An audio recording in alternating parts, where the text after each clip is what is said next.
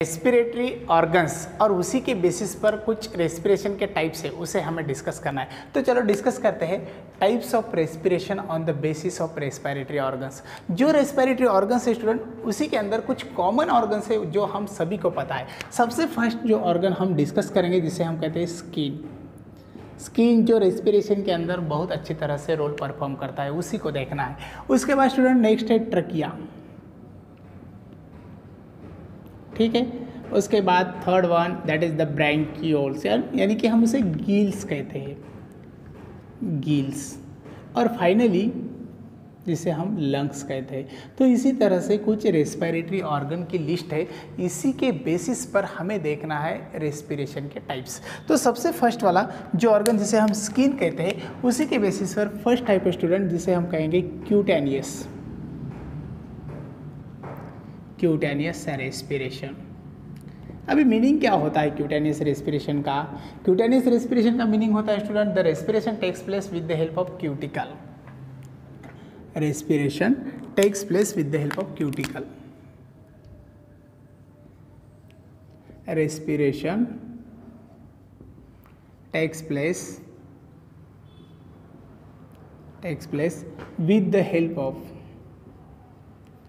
with the help of cuticle. अभी actually cuticle का meaning क्या होता है? क्यूटिकल यानी कि हम ब्रैकेट के अंदर लिखेंगे स्किन, जो स्किन रिस्पॉन्सिबल है रेस्पिरेशन करने के लिए। अभी एग्जाम्पल के तौर पर क्या है?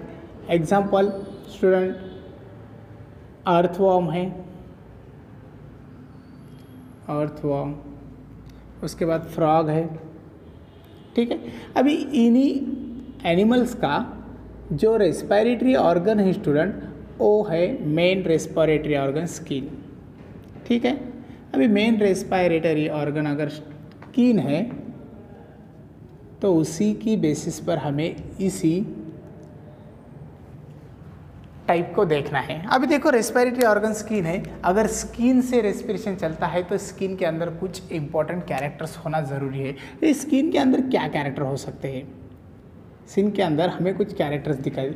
जो फर्स्ट वाला कैरेक्टर स्टूडेंट वो है स्किन थीन है। फर्स्ट कैरेक्टर जो है स्किन थीन है, उसके बाद मॉइस्ट है, और उसके बाद थीन मॉइस्ट रहने के साथ स्किन के ऊपर म्यूकस एंड सीलोमिक फ्लूइड दिखाई देता है, सीलोमिक फ्लूइड दिखाई देता है। देन स्टूडेंट स्किन के अंदर एक कैपेसिटी है जो O2 को डिफ्यूज़ कर सकती है, O2 डिफ्यूज़ कर सकती है। तो इस तरह से कुछ कैरेक्टर्स होते हैं जो स्किन के अंदर दिखाई देते हैं, उसी के बेसिस पर स्किन रिस्पॉन्सिबल है रेस्पिरेशन करने के लिए। अभी देखो स्टूडेंट, अगर हम फ्रॉग के बारे में सोचते हैं तो क्या पता चलता है हमें? फ्रॉग्स इसी की तरफ तो लंग्स भी है और स्किन भी है, दोनों ऑर्गन है जो रेस्पिरेटरी के नाम से जाने जाते हैं। लेकिन फ्रॉग रेस्पिरेशन स्किन के साथ करता है तो कुछ कंडीशंस होते हैं। अगर फ्रॉग वाटर के अंदर प्रेजेंट रहेगा, इन वाटर, और फ्रॉग हाइबरनेशन कंडीशन में रहेगा, हाइबरनेशन कंडीशन में रहेगा, तो वहाँ पर स्टूडेंट फ्रॉग को स्किन का यूज़ करना होता है रेस्पिरेशन के लिए। अर्थवॉर्म के बारे में हम डिस्कस करते हैं तो हमें पता चलता है अर्थवॉर्म जब यूज़ करता है स्किन का, क्यूटिकल का रेस्पिरेशन के लिए, तो उसी के बॉडी के ऊपर हमें दिखाई देते हैं कुछ mucus and coelomic fluid, coelomic fluid. तो इस तरह से कुछ कैरेक्टर्स है इन्हीं ऑर्गेनिजम्स और एनिमल्स के अंदर जो रिस्पॉन्सिबल है स्किन रेस्पिरेशन के लिए।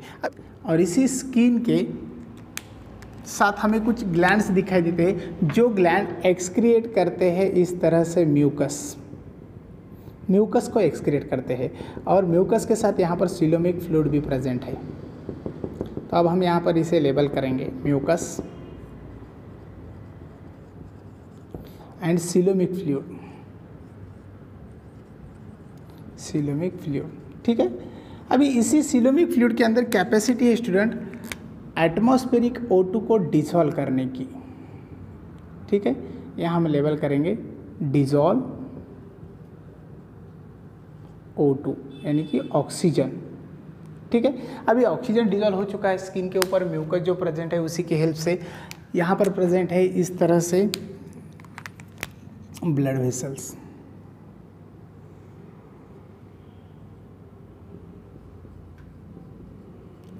ब्लड वेसल्स, ऑक्सीजन यहाँ से डिफ्यूज होता है और सीधा ब्लड वेसल के अंदर आता है, और ब्लड वेसल के अंदर आने के बाद इसी ऑक्सीजन का ट्रांसपोर्टेशन होता है, ट्रांसपोर्ट। ठीक है, तो ये हो चुका है रेस्पिरेशन। अगर स्टूडेंट ऑक्सीजन वहाँ पर प्रेजेंट नहीं होता है तो पॉसिबली हमें जो स्किन का रेस्पिरेशन दिखाई देता है वो थोड़ा प्रॉब्लमेटिक होता है, यानी कि जो नेचर यहाँ पर हमें दिखाई दे रहा है स्किन का, तो उसी नेचर की हेल्प से यहाँ पर रेस्पिरेशन चल रहा है। अभी देखो ये हो चुका है फर्स्ट टाइप। उसके बाद हमें देखना है नेक्स्ट टाइप रेस्पिरेशन का, जिस नेक्स्ट टाइप को हम कहते हैं ट्रकियल।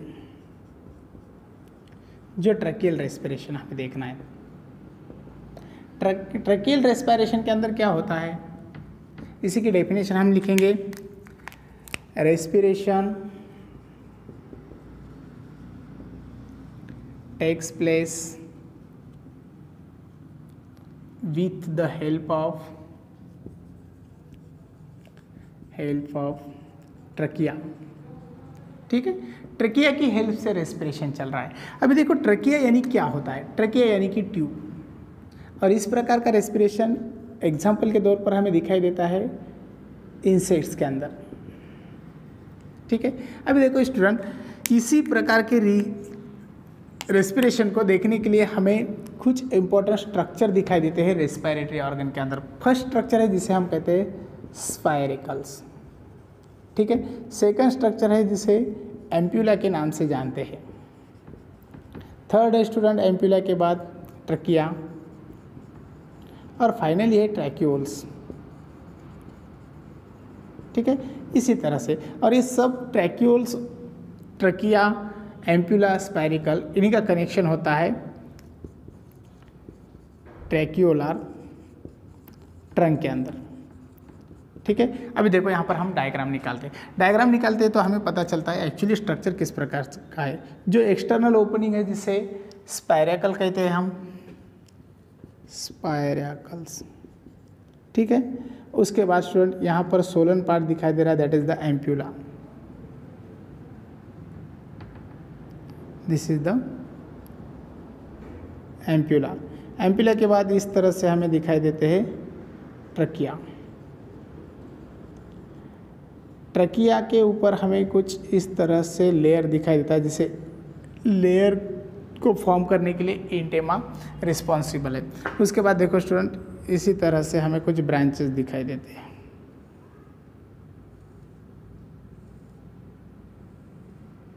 और ये जो ब्रांच है इस तरह से, इसी ब्रांच को हम ट्रैकियोल्स कहते हैं।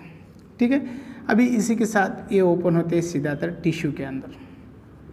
तो ये हो चुका है रेस्पिरेशन, जो ट्रैकियल रेस्पिरेशन के नाम से हम उसे जानते हैं। इसी को ज़्यादातर डिस्कस किया है स्टूडेंट कॉकरोच के अंदर, जो वहाँ पर हमें पता चलने वाला है। अभी देखो उसके बाद नेक्स्ट स्ट्रक्चर है जिसे हम कहते हैं ब्रैंकियल रेस्पिरेशन। जो ब्रैंकियल रेस्पिरेशन डिस्कस करने के लिए हम स्पेस बनाते हैं थोड़ा। मीनिंग क्या होता है ब्रैंकियल रेस्पिरेशन का?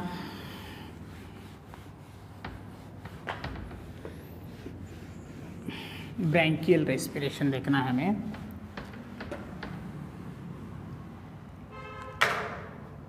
Third type,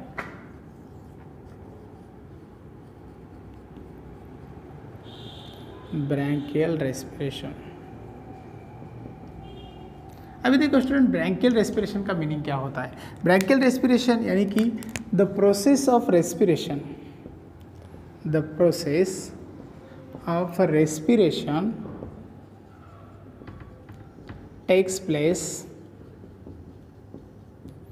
by gills, that is the bronchial respiration। और गिल्स का रेस्पिरेशन जो चलता है तो हमें एग्जाम्पल्स वहाँ पर मिलते हैं, फिशेस है। उसके बाद स्टूडेंट फिशेस के बाद टैडपोल भी है और प्रॉन्स। ठीक है, इस तरह से कुछ एग्जांपल्स है जो रिस्पॉन्सिबल है रेस्पिरेशन करने के लिए। अभी देखो गिल्स के हमें कुछ टाइप्स भी दिखाई देते हैं। फर्स्ट है जो एक्सटर्नली दिखाई देता है उसे हम एक्सटर्नल गिल कहते हैं, एक्सटर्नल गिल्स। जो इंटरनली दिखाई देते हैं उसे हम इंटरनल गिल्स कहते हैं। अभी देखो एक्सटर्नल गिल हो चुका है, इंटरनली। एक्सटर्नल जो है वो एक्सटर्नली विजिबल है, मीन्स एक्सटर्नल विजिबल।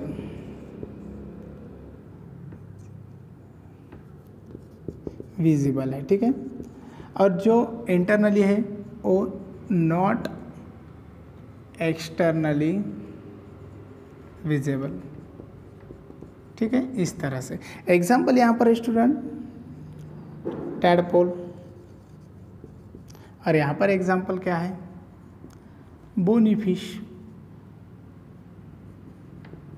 ठीक है। इस तरह से हमें कुछ एग्जाम्पल्स वहाँ पर दिखाई देते हैं। उसके बाद गिल्स के और कुछ टाइप्स दिखाई देते हैं जो अटैचमेंट के बेसिस पर हम बता सकते हैं। अटैचमेंट फर्स्ट स्टूडेंट, अगर लिम्ब लाइक स्ट्रक्चर को गिल अटैच रहेंगे तो उसे हम कहते हैं पोडो ब्रांच, पोडो ब्रांच।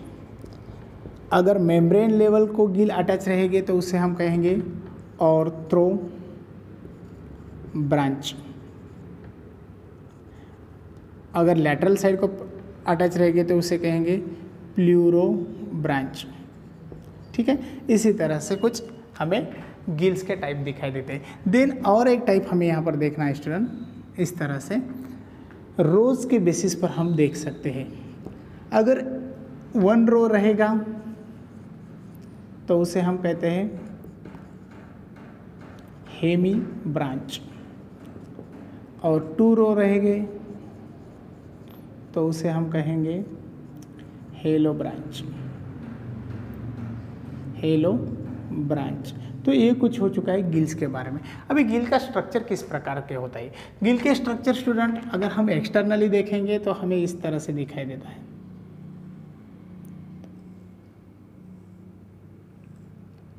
ठीक है। अभी इसी के अंदर यहाँ पर है स्टूडेंट वाटर, और यहाँ पर कुछ ब्लड वेसल्स आए वाले इस तरह से, ठीक है। इसे हम अगर सेक्शन के तौर पर और हम डिटेल में देखेंगे सॉरी, तो किस प्रकार से दिखाई देते हैं, इस प्रकार से हमें स्ट्रक्चर दिखाई देता है गिल का। ये जो है स्टूडेंट ये है फिलामेंट, फिलामेंट। यहाँ पर है कुछ लैमेलिस, गिल लैमेली, ठीक है। और यहाँ पर है गिल आर्टरी, और यहाँ पर है गिल वेन। तो ये कुछ हो चुका है ब्रैंकियल रेस्पिरेशन के लिए। अभी देखो और एक रेस्पिरेशन हमें देखना है जिसे हम कहते हैं पल्मोनरी रेस्पिरेशन, जो मोस्ट इम्पॉर्टेंट है इस टॉपिक के अंदर, और हमें भी इसी के बारे में भी डिस्कस करना है। तो चलो आगे बढ़ते हैं। Next that is the pulmonary respiration, fourth one, that is the pulmonary respiration करना है। पल्मोनरी रेस्पिरेशन हम देख रहे हैं तो हमें डिस्कस क्या करना है। देखो student fourth one that is the pulmonary respiration. जो पल्मोनरी रेस्पिरेशन स्टूडेंट, इसी के अंदर रेस्पिरेशन जो हो रहा है वो डेफिनेशन के फॉर्म में हम लिखते हैं द प्रोसेस ऑफ रेस्पिरेशन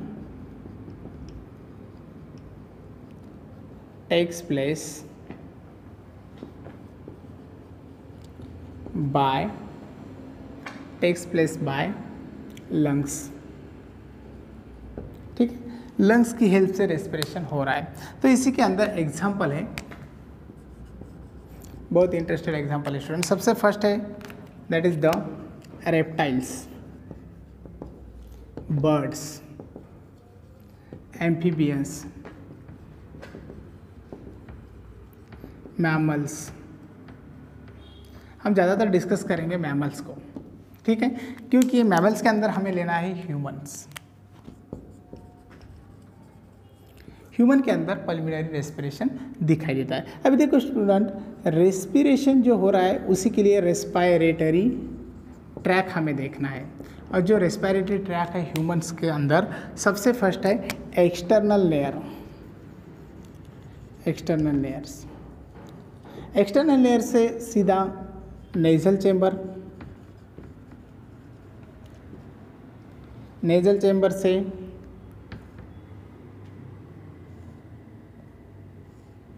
नेसोफेरिंग्स, उसके बाद नेसोफेरिंग्स से स्टूडेंट लैरिंग्स, जिसे हम साउंड बॉक्स कहते हैं, और लैरिंग्स से एयर चलती है ट्रकिया, ट्रकिया के बाद ब्रोंकाई, और उसके बाद ब्रोंकियोल्स, ठीक है। देन स्टूडेंट ब्रोंकियोल से एल्वियोलाई, जो मेन स्ट्रक्चर लंग्स के अंदर प्रेजेंट है वो है एल्वियोलाई, और वो रिस्पॉन्सिबल है ऑक्सीजन को डिफ्यूज़ करने के लिए।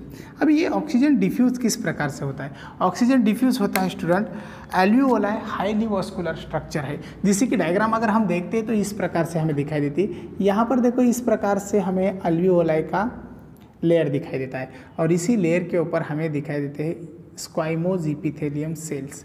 जो squamous epithelium cells squamous epithelium layer create करते हैं, और जब यहाँ पर ऑक्सीजन आता है तो वो इजीली डिफ्यूज़ होता है इस लेयर से, और इस लेयर से इजीली डिफ्यूज़ होता है तो आगे चलकर यहाँ पर है ब्लड वेसल, ठीक है।